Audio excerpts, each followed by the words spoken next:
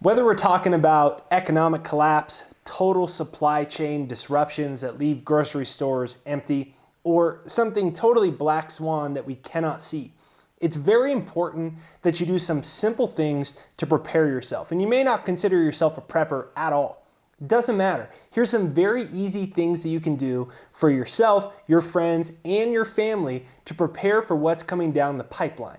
And in this video, I have my good friend, Lynette Zang here. We're at her off-the-grid property, so perfect theme for today's conversation.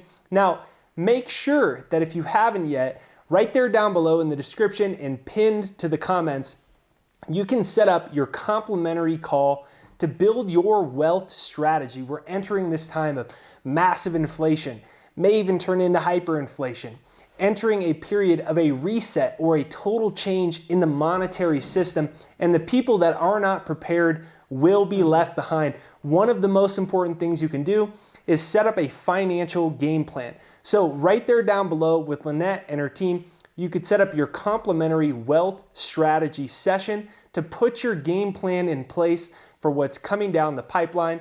It's in the description and pinned to the comments right there down below. Make sure you hit the like button on this video. Give us your number one step that you think is important to start preparing. And it's good to see you. I'm glad to be here. I'm glad you're here, actually. Okay, so let's talk about it, right? In a simple way. Maybe before it wasn't always as important, but now we've seen in the last 24 months how vital it is. Absolutely. And you know, I mean, I like to bring people's memory back to March of 2020. When you couldn't get anything at the grocery store, let alone toilet paper. Food was scarce, you know, and there were a lot of things that were going on then. And so I think if people can remember what they were not able to get, that's a pretty good place for the individual to start. For me, that period was when I noticed that I needed a bug out house, but that's because I'd already prepared in advance for all of that, for what happened. In fact, I was able to supply a number of people with toilet paper when they couldn't get it, and food as well. So I think it's really, really key. You look at where you are vulnerable. When I first started this whole process, once 2008 hit, and I knew that I needed to do something different than what I was doing in the little condo. And I showed you the door where I felt really vulnerable, that if somebody decided that they wanted in, they can just come in and kick open the door, and it was pretty simple to get into the property. So that was the very first thing. I already had my financials set, my gold, my physical gold and my physical silver, and cash out of the system. But that was like one of the first things that I did was put in a security door on that particular door where I felt really vulnerable. But, you know, you mentioned the 8 key things, and a number of people that follow me know this mantra by heart, but it's really simple. It's food, water, energy, security, barterability, wealth preservation, community, and shelter. Because regardless of what's happening out there, this is what we all need to have a reasonable standard of living.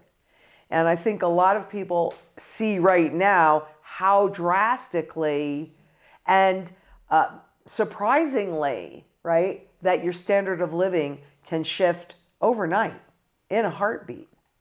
And especially now, there's all those photos of the cargo ships in Los Angeles and New York.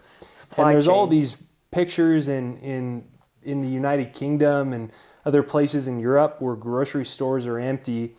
And so again, right? Right? So yeah, again. And so it begs the question, all right, so what are some of the simple things? It showed us before where you always thought, well, you could always just, you know, walk into the automatic electric doors of a grocery store and there would just always be stuff there. And it's obviously not the case. And so let's start at number 1. So let's just go through them all. Mm-hmm. So someone listening could make an inventory check and make a plan of action for some simple things that you can do.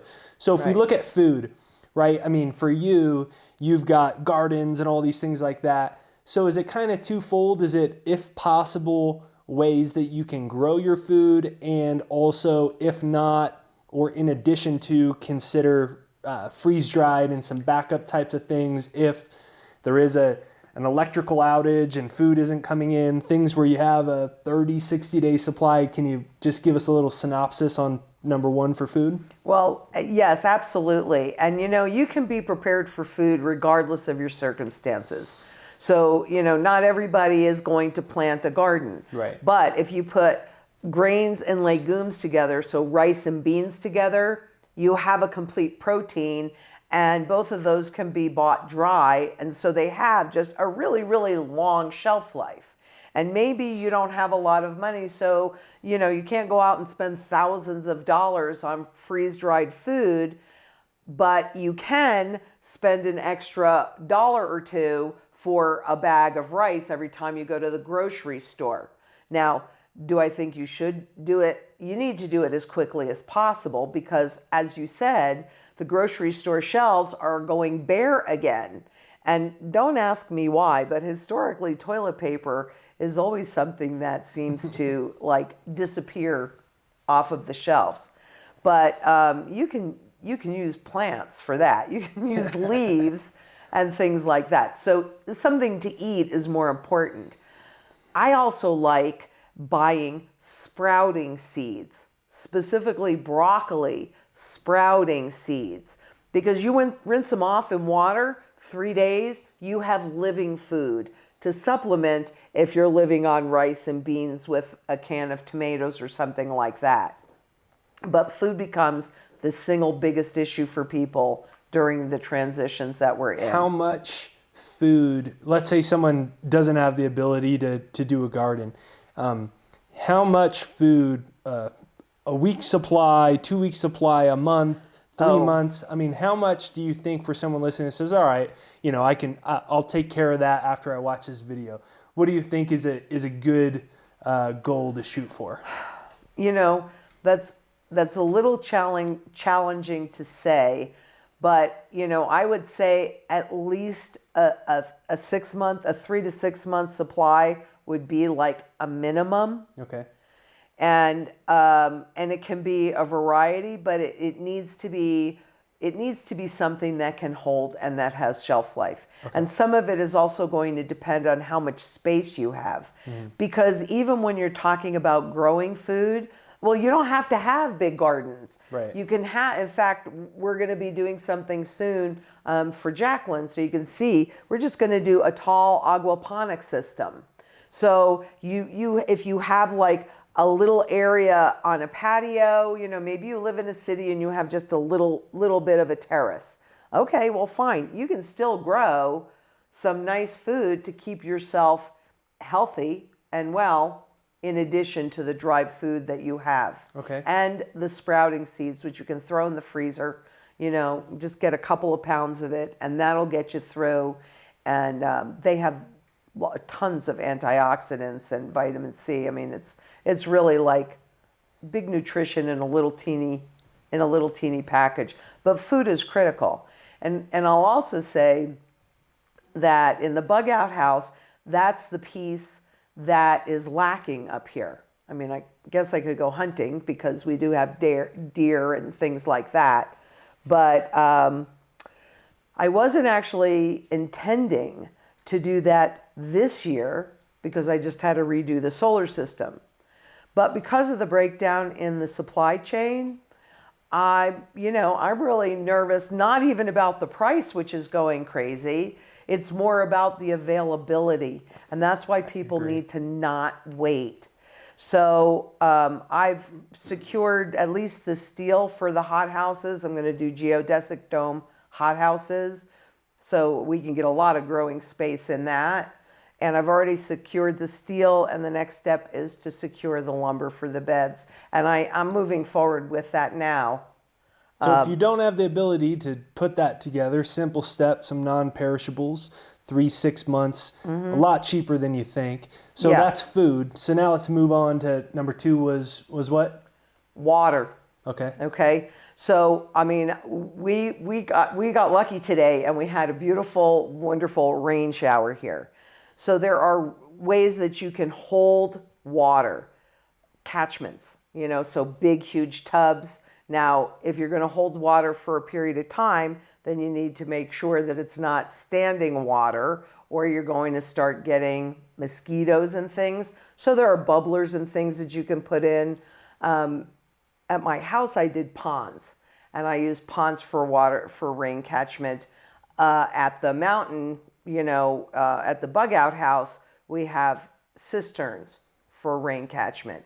Now, there are also, if you don't have a way to put in big, huge tanks or even big, rain catchment systems, there are systems that pull water. If you live in an area where you get enough humidity, that can pull water out of the air, like a gallon or 2 gallons a day. And so those actually take up very little space. So even if you're an apartment in a city or what have you, as long as you have the humidity, then, and it's not very expensive, don't hold me to this, but when I looked into it the last time, it was something like maybe $2,500, which I know can be a lot for somebody. But if you live in an area where you don't have the ability to have a lake or, other kinds of water, then that could save your life, because you can't live without food and you can't live without water. Additionally, about the water, you need to have a way to filter it. So even if you do have access to, say, a swimming pool that has chlorine in it or other chemicals in it, you clearly don't want to drink that. So, but there are systems, like I picked up a Berkey water system, and there are ways to, there's Brita, there's a whole bunch of different kinds of filtration systems to make that water clean and drinkable. It's pretty important. Right. And in the least, just getting yourself, like my grandmother-in-law, so she has 100-gallon tubs, and instead of parking her car in the garage, she just set up, and she's probably, I don't know how many months worth, but in an electrical outage or something where water wasn't running in the city, that's another option to consider. So we got food, we got water. What's up next? Energy, right? If you have to keep your refrigerators and your freezers running, maybe lights, but really probably to maintain your food, that's the refrigerator freezer is really important. So if you can't do a whole solar system, there are little small panels that you can buy, and as long as you've got some sun, it can keep these things running. If you don't open the doors to the freezer, they'll hold frozen food for a period of time, short period of time, but it's still better than nothing. So there are nice small portable systems just to make sure that your necessities, like your freezer, your food doesn't go bad, your refrigerator.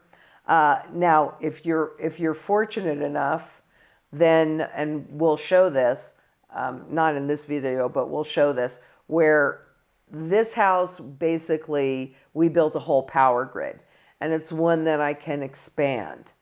So, which is critically important because I don't want a power outage, right? Ever. And where you get a lot of snow, that's also something that's, as we saw in Texas, those people lost their power. So there are generators. So there are a number of different things that you can do for a variety of price ranges to make sure that you can have energy to keep things going, heat your home, or at least firewood. There's a number of different ways, but you've got to have energy to make sure that your food supply is okay, whatever you have frozen or in the refrigerator. So we got food, water, energy. What's up next? Security, because desperate people do desperate things. And when you are desperate and you have a house here, like my house in Phoenix has layers of security, and you can do that very inexpensively. So in other words, like I put spiny, nasty things by all of the windows. So if somebody is going to want to break in, they're going to pay a heavy price for attempting to break in the windows. but you're going to plant a plant anyway. So that is a very inexpensive way to generate some level of security. I also had one of my clients was a CSI agent. And he told me, Lynette, if somebody really wants to get in, they're going to get in. So what you want are those layers of security so that buys you time to be prepared. And he recommended, so I recommend this, that you accumulate all of your glass jars, those kinds of things, you use olives, you use whatever, and don't throw that glass out. Don't recycle it. Keep it. And if and when it really does get bad out there, then you break it up and you sprinkle it around the perimeter of your property.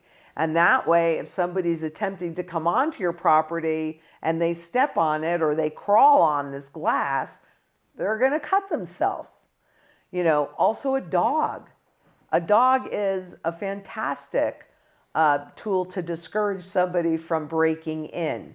Now, personally, I have big dogs because, really, who's going to bother me with a 170-pound, 140-pound, or even 116-pound dog, right? Nobody's going to bother you. So there are different levels of security depending upon where you live. And by the way, big dogs work great in apartments like Mastiffs. They're really chill and mellow. So even if you don't have a big space, you can have a big dog. You have to walk them, but that is a really nice layer of security. They will also let you know when somebody's trying to break in. This is very true.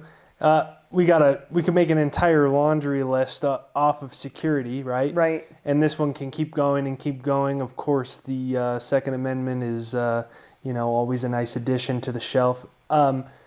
Moving down the list. Food, water, energy, security, barterability. So let's talk about this one. Okay.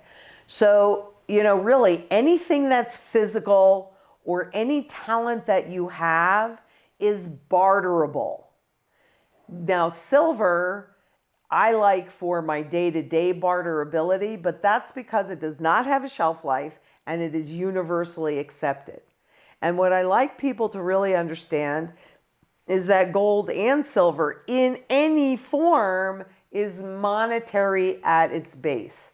So if you have Aunt Bessie's sterling flatware or salt and pepper shakers or, picture frames, or you have some Mexican silver jewelry, it must be marked 925 or sterling, which is then 90, both of those are 92.5% pure. And it does not matter the condition that they are in. They can be tarnished, they can be broken, they can be bent. It doesn't matter, because if you're using them for barterability, what matters most is the weight. Now, also, for me, I've got coins. The old American coins pre-1964 are 90% silver, dimes, quarters, half dollars, dollars. And then, of course, you have the new stuff that is more pure and also typically more expensive. But, frankly, it's so undervalued, it doesn't matter. It's a bargain. So you do whatever you're comfortable with or whatever you can afford. I used to go to yard sales, estate sales, and they'd go, oh, I don't want to polish this silver. I'll take it. It's not so easy to find anymore, but sterling silver flatware, chopsticks, picture frames, great tool of universal barterability. Eggs are barterable, the food, the seeds, toilet paper, so anything physical. And then, of course, I can't stress this enough, is your talents. Okay, I know I don't want to do this, but I know how to lay irrigation, and that could be something that is a barterable skill, because if somebody needs irrigation laid and they don't know how to do it, I can do it and take payment in food if that's what I need. So barterability is really important. Now, after barterability, what do we got next? We got wealth preservation. Let's talk about it. Okay. Now, I have to say this, though, because it's not necessarily in the order of importance. And you have to, I think it's critically important to secure your wealth. That's like, basically, that was the first thing that I did in this whole process. Now, maybe you can't secure all of it, but especially if you are, say you're making deposits into a 401k or an IRA, or you're saving for your kids' education, and you're using the fiat money markets to do that. So you're buying mutual funds or ETFs or stocks or bonds or those kinds of products. You know, I think it's critically important for people to understand that those are only denominated in a local fiat currency. So in the US, they're denominated in dollars. That's all you can turn them back into when you liquidate them. And if the dollar has no purchasing power value, you know, 1 trillion times zero is zero. We just went through that earlier. But, you know, so people need to understand that I hate to say it, but in a currency reset circumstance, that stuff does not help you. It really doesn't, because it's only as valuable as the underlying currency, which when we go into the hyperinflationary depression, the currency has no value. So for everyone that wants to put together their wealth strategy, their wealth preservation strategy, there's a link where you can schedule a complimentary call with Lynette and her team at ITM Trading that is designed to help you put together your own wealth preservation strategy. So that's in the description and pinned to the comments, and it's customized. It's customized. It's all basically the same, but my circumstances are different than your circumstances. My goals are different than yours. So the strategy is basically the same, and it's based upon, I started studying currency and currency life cycles in 1987, and there are repeatable patterns. So I can't guarantee that those patterns will repeat, but I kind of think if they've done that 100% of the time historically, over 4,800 times, and we're doing the same thing, well, we're most likely to get the same kind of result. So you need to preserve your wealth, and I use gold for that wealth preservation, and then also to position for growth, because I want to make sure that, you know, some people are holding something like a 403B, for example, which you can't liquidate out of until you leave that company, retire, etc.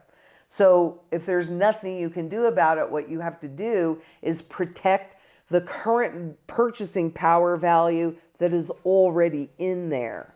And, you know, I love how Wall Street talks about diversification, but they want you to think that diversification is that, okay, well, you have stocks and you have bonds and maybe you have mutual funds with a whole bunch of stocks in there, or, you know, ETFs, but you have all your eggs in one basket because they're all fiat money denominated. You can only convert them back into fiat money. You're not diversified.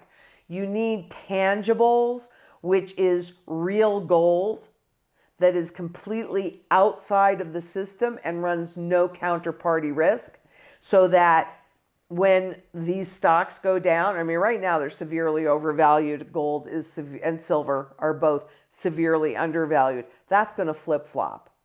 But that's why you really need to have physical gold in your possession outside of the system to be properly diversified from, because stocks and bonds, all those things are intangible. This is tangible. And for proper diversification to protect the current purchasing power wealth, we have formulas that are built into the strategy, again, based upon the historic norm, that help you know, well, how much gold do I need to protect this $500,000 portfolio or $10,000 portfolio, et cetera. So the strategy is really based upon your goals, and wealth preservation is to make sure that the purchasing power that you've accumulated does not evaporate. Yeah, absolutely. So the link to that's right there down below. Another reason I also, for me personally, on the wealth preservation, that the other thing, in my opinion, that is a high potential. Klaus Schwab from the World Economic Forum, he's on video talk. He says in his voice, I'll have my editor clip it in here. We all know, but still pay insufficient attention to the frightening scenario of a comprehensive cyber attack, which would bring to a complete halt to the power supply, transportation, hospital services, our society as a whole. The COVID-19 crisis would be seen in this respect as a small disturbance in comparison. And then we had Facebook outage. It's very possible that to shift into the next iteration of a reset, either through intentional or accidental, that we're locked out of things for a period of time. And that has happened in history. I mean, we know that happened in Greece, right? Yes. And so this is a real thing that does occur. And it's another reason that the wealth preservation outside of the system is important as well. And so I think we hit 7, or did we hit all 8 of those? No, we didn't hit all 8. Let's see. Wealth preservation, community, which, again, I talk so much about community because it's really critical, because one person can't do it all. So even when we're looking, we're up here in my bug out house, but I'm really planning on a group of people being here to kind of create our own little community where we have growing food, gathers. So everybody will have a job because everybody has different skill sets. And also we need to come together so that what the World Economic Forum and global central banks and globalists have in mind for us, we can fight. We don't have to just roll over because this is what they want. These people are not gods. They're human beings. And they look at I'm sorry, but they do look, I am sorry about this. They look at their best interest first. Well, I'm saying inside of these 8 steps, you put your best interest first. Because the powers that be are not putting your best interest first. That should be pretty obvious by now. And then so that's community. We have to come together. We're stronger together than we are alone. And we are not an island. No man is an island. And then it's shelter. Because obviously, I have camped out, done that quite a bit. But that's not probably super comfortable. One of the guys that I like to follow a lot, he always says, get out of the cities. And whether you're in the city or not, maybe you can't leave, but it's also nice to at least have some small backup, right? Mm-hmm. That whether there's an electrical outage, whether there's supply chain issues, where you at least have predetermined a backup plan for shelter that might be out of a major city. Right. And I've done it here. This is super remote. We had a lot of fun getting here, mm-hmm. And I think we got some images of that. But there's also, George Gammon talks about getting a trailer. Now, that could be a little bit challenging. Like in Phoenix, there's only a few ways in and a few ways out. So you have to be kind of ahead of the crowd. But that's another option for people where you have the flexibility to go far, to go out. And you could always buy a property that's a super, super affordable property. And instead of spending a bunch of money to build a house on it, you could always set it up with electrical and have your RV set up on it. So for everyone listening to today's episode, let us know if we missed any important ones right there down below. Our hope is that when you listen to this through, you took a couple notes. Maybe there's one big takeaway that you can go apply back into your life. Let us know in the comments what that is right there down below. The link to sign up to your complimentary gold and silver wealth strategy, wealth preservation strategy call.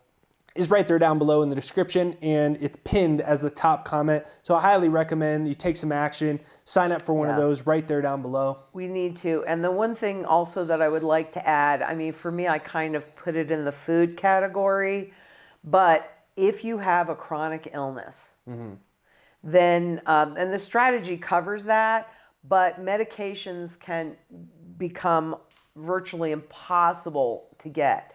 So when we're talking about having 3 to 6 months worth of food, I'd say you need to think about the same thing for medications or anything like that that's critical for you to maintain your health. Absolutely. So thanks for watching today's episode.